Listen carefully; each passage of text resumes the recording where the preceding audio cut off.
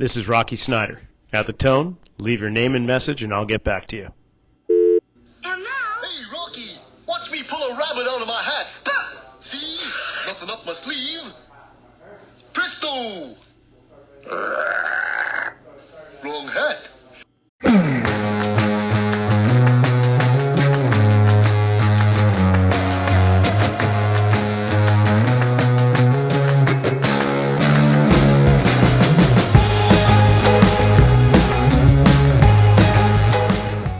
Welcome to the Rock Fit Files. In this episode, I get to sit down or maybe stand up, maybe move a little bit with a buddy of mine, Bobby Aldridge, who has developed a magnificent system of allowing people to move, but to bring some awareness into their body and to show them how well they can move or how well they're currently moving or where there's room for improvement. Bobby's in the Bay Area up around San Francisco, and we've been in conferences together. We've attended them and presented and so on. So it's a joy to have you on. Bobby, welcome. Thank you. Thanks for having me on. I'm really excited to be here and talk to you today. So we've got a few things in common. Obviously, we're in the fitness industry, but we're also certified strength conditioning specialists. I began way back in the days when you took the exam to be certified. You had to use a number 2 pencil, a piece of paper, and you had to fill in the bubble chart, and then you had to wait weeks and weeks so that's dating myself. But when did you get certified as a strength conditioning specialist? I think it was 94 in that year. And so, oh, dude, that was about the same time. All right. So we're brethren in so many ways before the computer industry really emerged. So what was it like? Give me your superhero backstory, your origin story. So when I got started, like I was saying, I was CSCS certified, and I was focused on that, and that's what I knew. And I'd watch all these other people in the gym doing their thing, and I was like, they don't know what they're doing. It's CSCS, you should be doing this. And I had a degree from USF in the city, kinesiology, and I went through. I kept saying, God, there's got to be more there. But as I was training, I was thinking my stuff was the best because that's what I knew. And now, after being in the business for almost 30 years, I'm afraid to open my mouth because there's so many smart people out there, the great cooks, the great roses. You go through the list of the guys that you learn from. I love going to the conferences, Form Better conferences. That's where I got to see you many times speaking, and loved our talks that we've had over the years with the different three-dimensional and how the body moves and all that sort of stuff. But in the beginning, I didn't know you needed to know all that stuff. And it was like, we would focus on one thing. And I always felt like there was a disconnect between the certifications as we would talk to our clients. So if I met a new client and they came from someone else, they were trained a little bit differently. So what I was saying about how I got started with Band Motion is I would work with my client. I'd leave for a couple of weeks. I'd come back and they'd be doing it differently, the exercises. So I'd look at that and go, God, why is he doing it that way? And the metrics started to help me put them in a position to actually do the exercise the way I want them to do it, to make it repeatable, to make it simple. And I mean, if you think about it out there right now, you measure everything that you do, blood pressure, heart rate, sets, reps, all of that is measured. But with mobility, we don't measure how far your feet are apart when you do the rotation. So to teach the client to practice that at home, how do we get them to do that? And so that's kind of how my first strap came out that I showed you years ago, that we talked about how to do three-dimensional movements with the hands in a certain position. You know, how many inches apart were we when we were doing that? And I found that when we talk to the different certifications, the TPIs, the GOSCUs, the NASMs, I'd like to have a language that our clients understand the movement. And with the metrics, we're able to do that. It's not a specific methodology. It's a special way to move your client that they can repeat it later. And if you're not familiar with the BAM motion system, listening audience, there is that Bobby has developed a large mat, similar to a yoga mat, thicker rubber, actually really quite comfortable, but a heavy, solid mat. And on it, are grids as well as almost like a ruler that measures down the midline of the mat from one end to the other. And there's different lines that you can set yourself up on, as well as different positions on the ruler itself. So it gives you really good understanding of where you need to be in space, provided you're doing a specific movement where you're going to have your feet in one place or another. Or it can be used for dynamic movements, almost like an agility ladder, where you can start to do a lot of balance, eye-foot, eye-hand coordination. You mentioned you have a strap as well. So there's what are the devices? Let's just start with understanding the BAM motion system. You've got many devices, not only the strap and the floor mat itself. What comes along with that whole program? Then I have a vest that you can stretch in by laying on your back and going through range of motion and movement, but it's metrically based, so you know how high the leg is up. And then I have blocks, similar blocks that are 6.5 inches, 10.5 inches, and 12.5 inches in size, so I can have them do different movements with their upper body to work the thoracic. And then I have minibands and simple things like that come with it. But the main part of the program is mobility. It's trying to teach them how to move properly depending on what tool they need. And everybody has different lifestyle. It's just, there are so many different ways people are training out there and activities. And when you look at the market out there, there's so much now for the average person that walks into a retail store to buy something to try to get in shape. And they buy the pretty little thing. What I'm trying to get them to do is start to move properly so they don't have aches and pains through their body, shoulders, hips, ankles. It's funny because when we started as the certified strength conditioning specialist back in those early mid-90 era, is that we were basically taught how to do Olympic weightlifting, the proper ways to do the clean and jerk and the snatch, and then all the ins and outs to all the traditional powerlifting or strength training kind of exercises, how to position people in. And it was all about strength. If we talked about flexibility, it was a footnote at best. And so that's what most of the programs today are predicated on, is all about heavy loading or really loading the body for specific adaptations to impose demand, to overload principle. We hear all those things. And yet, really, what we're finding, you and I, because we've had these conversations before, is we can get somebody stronger, not by lifting weights, but by just unlocking their restrictions. They have plenty of strength built into them, and that we just have to tap into it. But provided that they can't move properly, they'll never really be able to elicit all that force that they are able to produce. So yeah, I think you and I have both done a complete 180 in terms of the program design. That's not to say that we throw away strength training, because there's definitely great benefits, but it doesn't make up 95% of the program now. And I love your approach to it, because you can get, it's the feedback really, isn't it? And it's the awareness. Those are the two critical components that I really try and promote within the clients and in the classes that we teach and the talks I give, is that if you don't have the awareness of what your body's doing, and you don't know the type of movement it can do after another movement you've been training, then you're just throwing mud on the wall and hope something sticks.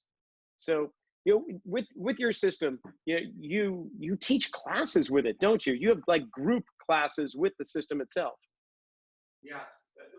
During the pandemic, we've been doing stuff with multiple golfers around the country at one time. They all have their mats, they all have their little tools that we need. But I can just tell them, jump to this box. So it's easy to teach the classes. And then when we stretch and we want to do, say, the different mobility exercises, and I say, put your foot at 58, they get that right away. And I can see them on Zoom there. So I can go, hey, Jeff, go out 2 inches. Hey, Mike, go in 4 inches.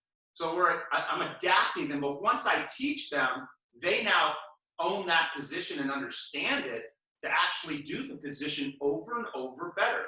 Because I've had guys that, for example, I got a couple stories here. One guy, for basically 9 weeks because of COVID, was doing everything I wanted him to do. Before this, I've trained him off and on for a couple years, but he's a big weight trainer. He'd go to the gym. He's a golfer.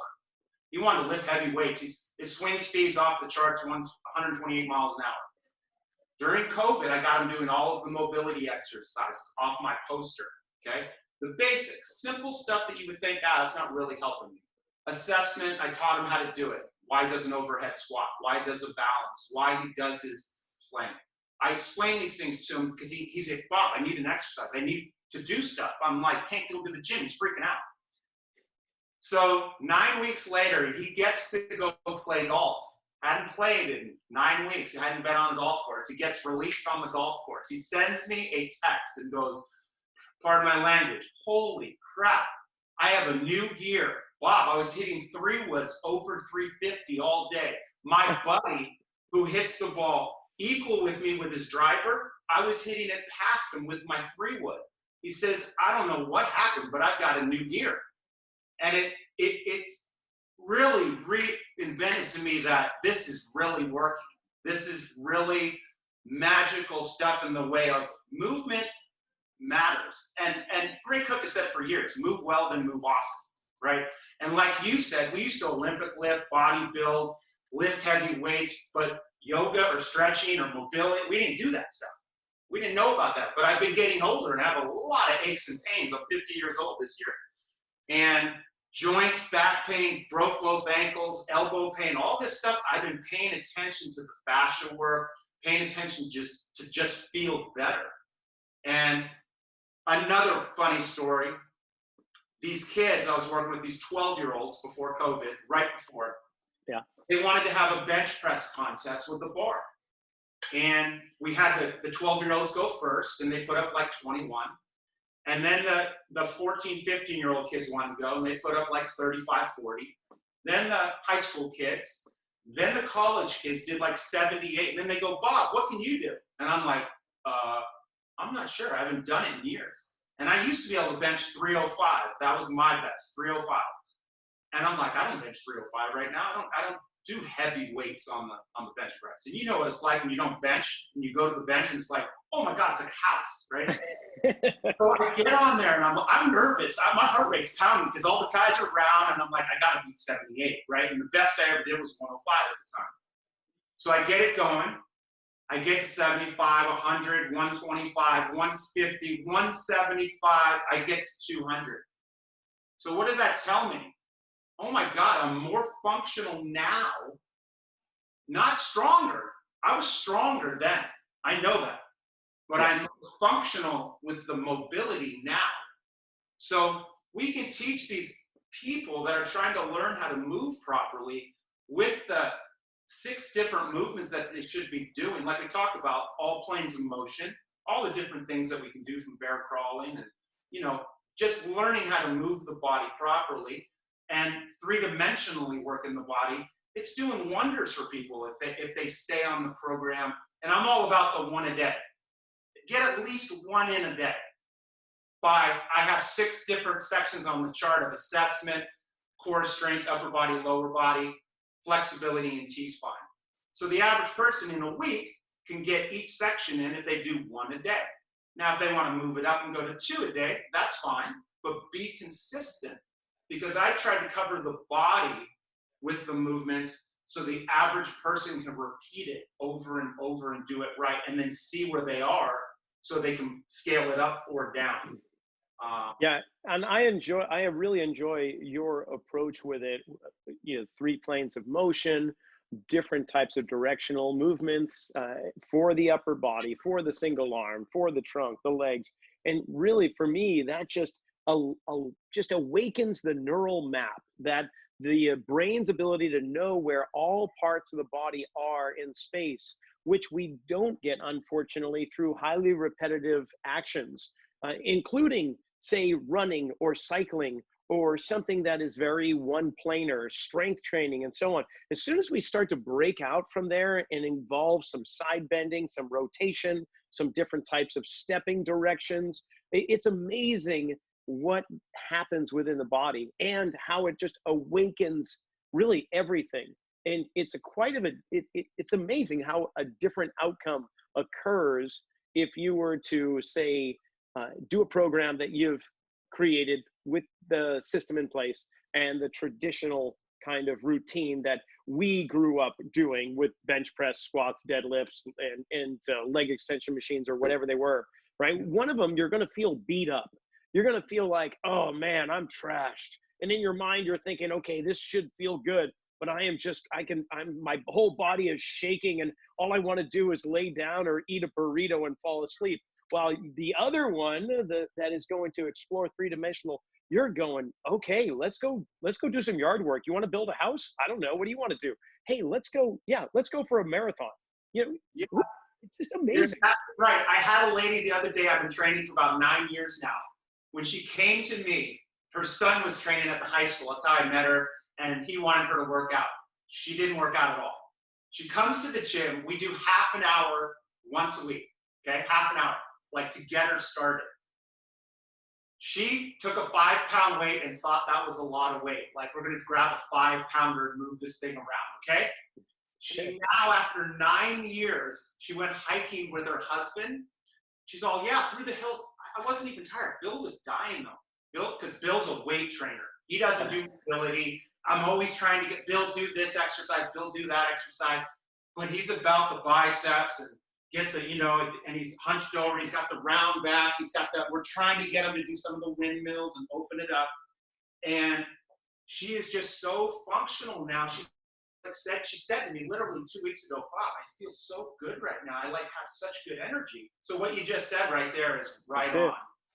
Yeah, I had a fellow who's just almost 70 years old, and he plays a court sport, 2 replaced knees, and he's just improving his game at 69 years old. His game is actually improving while his fellow competitors that he meets on a daily basis, they're wearing down. And one guy in particular, a former military leader, high up there, who was all about kind of the basic training approach of lift, is so stiff and so limited in his ability to move on the court that he just started to explore doing just the simple lunge.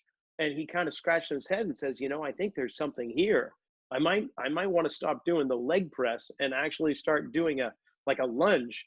And, it takes what it takes. It's amazing, though. Sometimes, no matter how many times you say it to somebody, whenever they're willing to hear it, that's when it is. So I want to go back to the BAM motion. And really, you told me a little bit about how it all came together. But tell me a little bit more about when you're training somebody, how do you utilize the mat and all the measurements and the grids that are laid out there? Well, the way I start always is I assess how they move. And the assessment in a way of movement is they see their metric themselves. So take an overhead squat. Okay, that's used across the country as an assessment. But your average person that does it doesn't understand what they're doing when they do it, right? They can't see themselves unless you videotape them, right? And show them. But with the mat, you put the mat up against the wall at 1, and I have them start as close as they can with their hands overhead, and then squat. Don't touch the wall. If they touch it, I tell them to back up. So as they back up, all of a sudden they're 24 inches away from the wall, and they have an idea of the spatial awareness of that. And that's one assessment for it. Then I take the balance exercise. So we're going to test their balance on one leg, and we're going to have them hinge and push a cone down the midline, the 1 through 72 numbers. So first of all, can they balance on one leg? Do they pass that test? Can they hinge?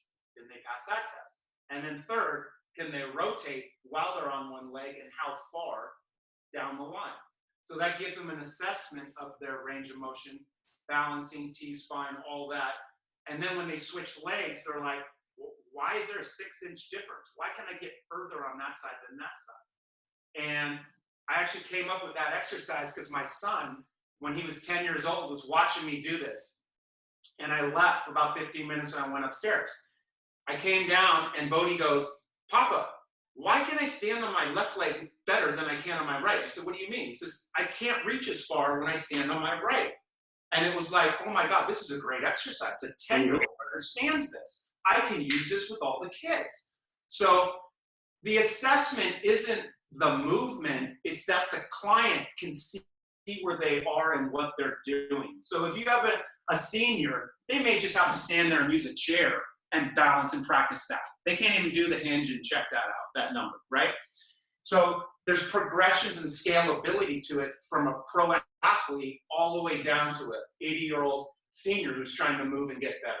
Well, I'm Then you really have- glad you brought that up, because the seniors are where I have been seeing the most benefit with the mats, with the system. And it's just a simple a step in different directions. We'll do what's called, whether it's a lunge matrix or stepping around the clock face. Where is it that you are restricted? And then therein gives me information that every movement that they do on a mat is a form of an assessment. And now I know, okay, this is the area that I want to kind of explore. Can I get them to open up here as equally as they can open up there? And then we start to develop the program based on their abilities to move. So yeah, right on. You were going to say something else though. And no, I was going to say, you're exactly right with that. So the nice thing is you assess them with the movement. They see the metric right there. So take a side lunge, side step out, right? And they go, say, to 18 inches. Then they come back. And when they switch sides, they can go out 24 on the other side. And they're like, God, why am I going further out on that side? It's so much easier. If I go further, it hurts my back. Then we can do an exercise or a corrective or something that's going to be different. And then actually take them back and retest them to see, go ahead and try it now. And it's actually scary for us. Did we make a difference, right, with the exercise? We're going to find out right now. And he's going to say, nope, it's not better, or yes, it got better. So that's the nice thing about the metric. And then the last one I do with them is a hands plank. And I have them reach down the midline.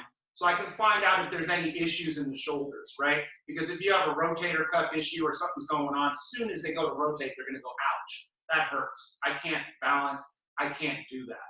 So that's, that goes along with like the move to perform assessments with the PVC tube and the box and so on. Like definitely. FMS, yeah. You have 7 movements that they do.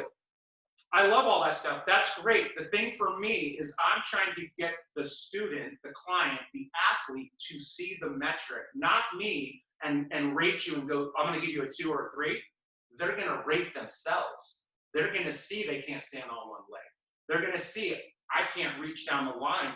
I'm 18 on my left, but I'm 14 on my right. The next section I have is core strength. So we go through, can they do a Palloff walkout? Can they do ab wheel? Can they do these movements naturally, or no, they have pain? I always look to, can they do the movement or do they have pain?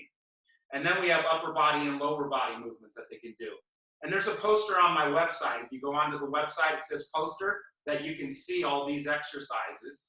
And you've done many of these exercises, but the mat will help you assess your movement so you can come back to it, scale it up or scale it down. Take medicine ball push-ups, for example, okay? People have been doing medicine ball push-ups for years. But when I got the mat and I had the boxes, I actually could control how wide I wanted their hands during the routine and how many sets I want them to do going from outside in to inside out.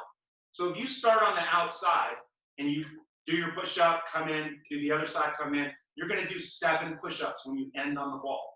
If I have them go back out, they're going to get 14 push-ups. So I have a routine that I did before all COVID and all this. I was working with Todd Durkin and his players down there, and we were running these guys through, all his baseball players, his pitchers, outfielders, a couple infielders, through all these exercises. And they had never done this before. They had never done these kind of walks with different positions moving their body. And what it showed them is, wow, my core strength gets fatigued. It wasn't that they just do a medicine ball push-up in one position.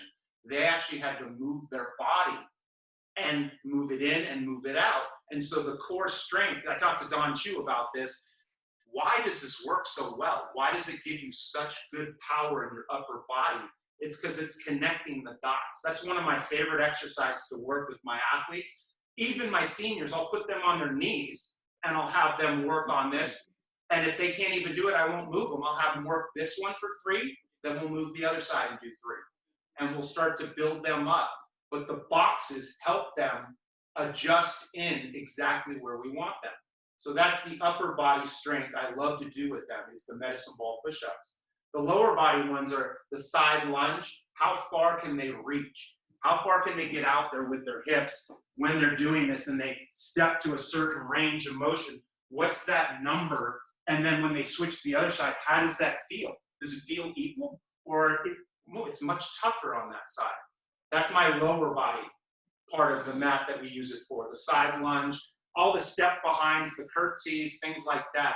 You can get them to get to the position you want them to get into. And then we go into the flexibility, like how do they move? How's their adductor, from right to left? Can they do a runner stretch? Gosky, runner stretch? Yeah. One of the ones. Yeah, one leg is in front of the other. Basically, how I coach it, just for the listening audience on the audio portion of this podcast, is that you have one foot, say, close to a chair, and you take the opposite knee and you put that knee bent down on the floor right behind the heel of that forward foot. And that gives you an idea of how far apart your feet should be. And then simply take both legs and straighten them out, keeping your torso leaning over. So from that point on, you've got this kind of forward split position with your torso preferably about parallel to the ground, and you're extending through both legs. That in the Egoscue method is the runner stretch. And it's so difficult to teach people to get their feet in a line. You'll tell them to kneel down behind it, and they'll think that's behind it, right? They'll think it's right here, or that's behind it, and they'll come up and their hips are square, and they don't understand, no, I want your hips over here, right? There's a reason for that. But with the mat, with the numbers, I tell them stand at 134. Now they're set up. So they put their back foot at 34, front foot at 1, hands on the chair. If you have a senior, somebody, you flip that chair around and you're right here, and they work with that position. But I know when they practice this week, they're going to do it exactly how I taught them that day, right? 1 and 34. Then next week when they come back, I'll either lower the chair down or I'll move them back. Say I want them to move back 4 inches here. That means I'll move it back 4 inches here. So now it's 38 and 34, and they're squared up because their feet are on the line. And the position, again, I just write that down. It's repeatable for next week. So the mobility exercises that we do, they can see that metric and they can do this at home and repeat it perfectly as I taught them in the clinic or over Skype or FaceTime or whatever you're doing with them. The COVID thing's been great though, because I've been able to get people to do these exercises more often because they're not going to the gym to do their regular stuff. And I've had multiple people come to me saying, Bob, man, I'm so happy I started doing this because my joints feel better. My shoulder doesn't hurt, and my hip doesn't hurt, my back doesn't hurt. And you understand this. I mean, we understand it because we do this. But I'm excited to keep learning more and more. That's why I want to talk to you more today about your book and what you're doing with your book and what's going on with that, and really understand, what you're doing with that. Sure. You brought up something else that's really interesting. During the COVID, of course, most health clubs and gyms, at least in California, have been shut down. Some of us in the training studios can convert outdoors and, of course, online, like you just mentioned. But what we're seeing is that a lot of people are coming to terms or are becoming aware that they actually don't require a health club in order to stay active and healthy. And so I'm curious, once those gyms and health clubs reopen and allow people to come in, of course, a lot of their membership has dropped off and they're really suffering from a profit standpoint and membership drive and whatnot. How many people are going to say, you know what?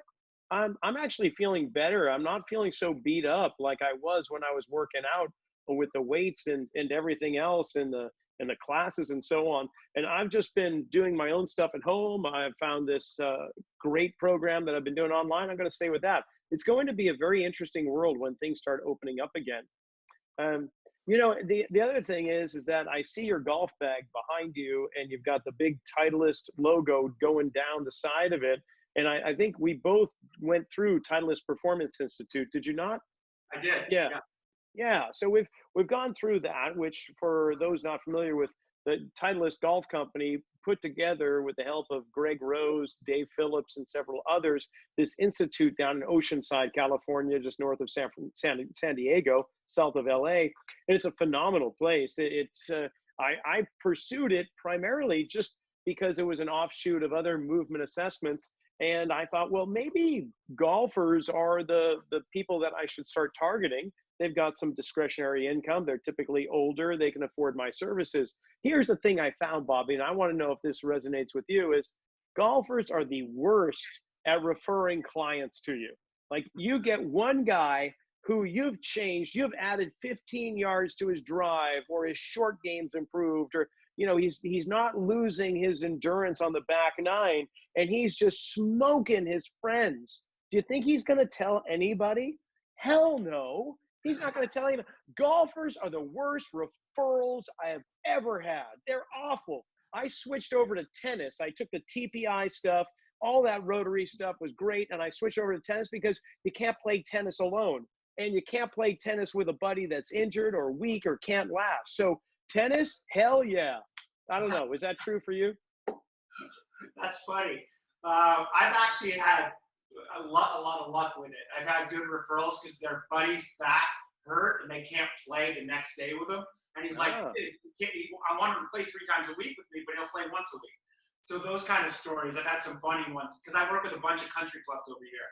Well, that's good, because they call me the secret weapon. I'm not going to share it with you. Yeah. Well, I understand. I've got a couple guys that have complained that work with high-level players that won't share.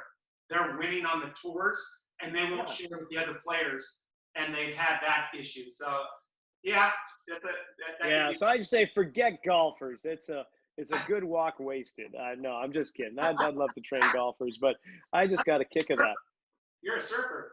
That's right. Yeah, well, and I don't really want to train surfers because that means there's more people out there on the water taking my waves. I'm just a very egotistical, arrogant son of a gun. Yeah, no. But speaking of the ego, actually, we brought it up back in the 90s. Of course, you said it yourself. You thought, I'm the expert in the room. I know more than anybody else. And I think over the years, we've both found that the more we learn, the less we know. But the beautiful thing is, the more we learn, the more tools we have to fill our tool chest. It used to be a toolbox, but now it's one of those kind of like, those big mechanic kind of tool drawers on wheels that we can pull out a whole bunch of things. And each tool has a whole bunch of different varieties. And I guess that's what I love about your motion system here, is that you can do mobility, you can do strength. It gives you feedback. It brings better awareness to your clients. It gives them actually some really visual feedback that they can actually see improvement. The question I have too is, I won't say there is a ceiling to improvement, but each movement you can improve to a certain degree. And then there's so many other movements that we can explore. And I think, traditionally speaking, with a conventional approach to strength training, there's only so many exercises people are really willing to put into their program. They may vary a bicep curl or vary a chest press, but for the most part, they're still doing a curl. They're still doing a press. But we've got 3-dimensional space, 206 bones, 360 joints. The combinations are endless. So my question to you is this, is that you get somebody who proves at a high level of proficiency with one movement. When do you take that movement out and start to implement something else? When do you say, hey, you're really good at that, but you are really deficient here. I want to take that deficiency and remove it so that you're as efficient with that motion as you are with the one that you're really good at. I put a lot of different movements at them all the time. So I'm always taking one away, putting one back, taking one away, putting one back, because I want to flood the system with all kinds of different movements. So I don't keep them on one movement. I might have a simple routine for them to start out so they do what I want as a warm-up, because I know they'll repeat the warm-up exactly as I want without me telling them standing there. So I'll have my guys show up 15, 20 minutes early and do their movements. Then I will take them through what I want to do that day. Does that make sense? So totally. I'll give them the basics, but I like to flood them with different stuff all the time, so the body has to react, the mind has to react. and I have them on their hands, I have them standing, I have them, you know, upside down. I'll have them doing so many different movements. And then I'll throw in the basics of the deadlift or a kettlebell or the strengthening things that we want to do. Also, on top of that, so scalability is key and progression. It just, if you can progress a little bit at a time and not too much too fast. I did this with my son because of COVID. He was home and they had so much time. We were doing all our workouts down here and I was pushing him pretty fast. He was pushing himself. He was really going after it, but he went after it so fast, like our medicine ball push-ups is what I'm talking about. We would do 28 reps, take a 90-second break, do 28 reps again. That's 4 times. You go in, out, medicine ball push-ups. After the third set, the fourth set, you do as many as you can, okay? He did 55 that one day. Now the mark is so high and so hard that he doesn't want to go there now. It's too hard. So that taught me something. It's COVID, we're working hard, we're pushing, everything we're doing, we're going harder because we have all this time. We can do more recovery work, we can do more fascia work, all the stuff. But what I learned from that is you have to progress at a pace that's not overwhelming. And I just learned that just recently. So I want to share that with you, with pushing the people fast enough, but not too fast to overwhelm them. That's really great advice. Honestly, there's that thought that I always have when I think of young Olympians who are in their teenage or early 20s. They've made it to the peak of their performance, of their sport or competition. They win the gold medal. Now they have about 60 years of their life left to live, and they have achieved a pinnacle of their life early on. That is a very hard thing to continue on. I'm imagining they have to somehow find something else to pursue. Many have, but I wonder, I'm sure there's several stories of former Olympians who reached that peak so quickly that everything else after that was not a letdown, but it just didn't seem worth it. So it's good. I think that's the same thing in training and conditioning. You know, watch how high you set the bar. Is it always, and then just have that philosophy is, are we always looking to improve upon what we had before? When is enough enough? Is it, and for instance, that like the whole old school way of lifting was, you know, what is your max and what are you building upon? And you're just going to try and improve upon your max, which is just how heavy can you lift? At what point in time you're just going, I think that's enough. So it's really good you bring that up. Yeah, you get burnout. So you got to be careful with the burnout, because especially when you're working with people that are busy at work and lifestyle and family and all that sort of stuff, and you're constantly pushing, it's the numbers will help you kind of back them down. I only want you to go here. I only want you to do this. Oh, and they're succeeding. They're happy. My son really helped me in the last 2 months understand that, where it was like, oh, wow, I didn't know I could push him like that. And then all of a sudden he's afraid of it. It's like, you know what I mean? Now he'll do 21, 21. He knows the feeling of that, oh my God, it's hard, right? And so anyway, I thought it was a great lesson. Yeah, similar story, just not quite non sequitur, but outside the gym. I had one of those, I call it a bad dad moment. You're not a bad dad. That was just something that you learned in being training. But I had a history of going whitewater canoeing in New England. I loved it growing up. And so when my kids were very young, we had a local river here in Santa Cruz that was basically at flood stage level because we had tremendous rain for an entire month and the rivers were swollen. And I had just run the rapids with a buddy of mine who's this enormous man about your size, a fire captain and everything. And we ran and thought, oh, that's great. I want to bring the kids down there. And he's going, yeah, I think I'm going to keep my kids at home. That's not such a great idea. I said, no, it's going to be great. You know, next thing I know, I've got both kids underneath my arms, standing on a half submerged tree branch while my canoe is wrapped around it and submerged. And I'm just going, what the hell? And of course, I scared the living daylights out of them. So did they want to go back in the water? No, heck no. They wouldn't even go in a swimming pool for years. And fortunately, they overcame that bad dad moment and the fear. My daughter was a competitive swimmer and my son loves surfing. So thank God they forgot about, well, they didn't really forget about, they always remind me. Remember when you almost killed us, Dad? Yeah, thanks. That's great. So you didn't have to go to that extreme. So I'm glad you didn't. Fantastic. Oh, crazy.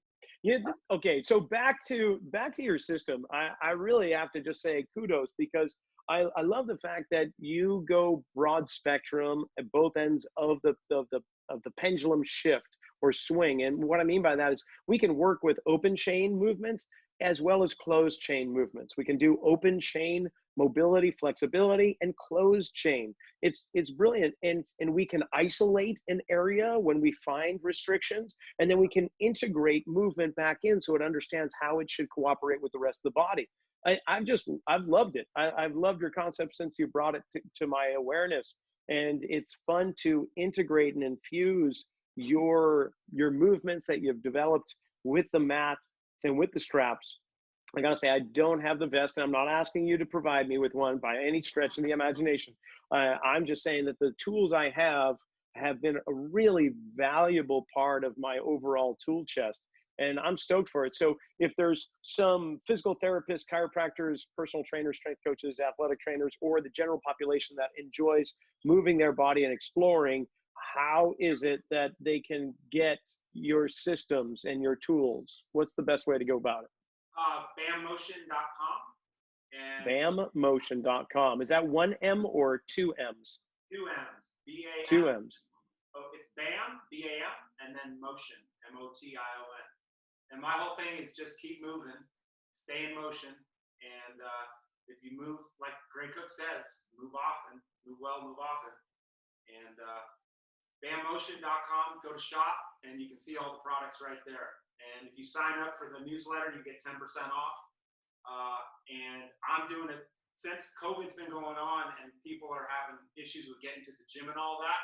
Anybody that buys my tools, I've been having a 15-minute conversation. You can go on to my website and schedule a meeting, and I'll give you 15 minutes of talk time explaining some of the tools, how it'll help you, what are you trying to do. Yeah, I've been doing that for free for a long time now, since COVID. Yeah, I love it, Bobby. All right, so we're coming to a close here. We got Bobby Aldridge from BAM Motion. That's BAMMOTION.com. And I really highly recommend you go check out his tools and the videos that he has. And if you can grab into one of those classes or just nail them down for some training as well, you're not going to be sorry. Bobby, I don't know when we're going to be in person again. I don't know what conference we'll run into each other, but I always look forward to that time. It's always good spending some time chatting with you. So, thanks for being on the show, and see if there's anything else you want to give us some parting wisdom. I'm all ears. Well, thanks for having me on. I really appreciate it. It's been fun today talking to you about all this. And I hope that COVID kind of calms down so I can get back to doing what we're doing and get out there. And I really enjoy training with the trainers. That's one of the fun things about BAM. I've been trying to teach the trainers, physical therapists, chiropractors how to use the tools. But the craftiness of those professionals has been what's the most fun for me, is talking to them about ideas they have on the tools. So it's not about my methodology, it's about how would you use this tool. And so hopefully we'll get back to that soon. So thanks. Well, I hope so. Appreciate it. Very nice to have you. All right, we'll see you next time on the Rock Fit Files.